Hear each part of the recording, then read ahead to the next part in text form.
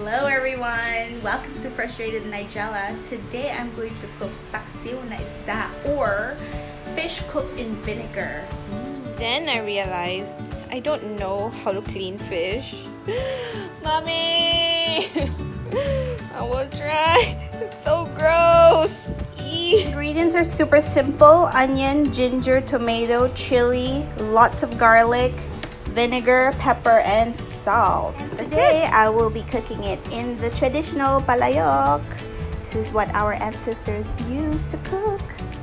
It's basically just a clay pot. Okay, so start lining up the ingredients at the bottom. I'd alternate the fish with some of the ginger at the bottom so the fish doesn't stick.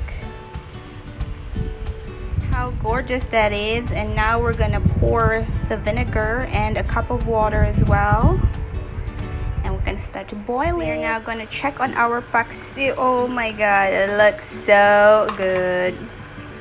I'm gonna taste it. The final judgmental hour. How is the paksiw, mother? Sure? Is it Mother Florencia approved? Yeah. Yum.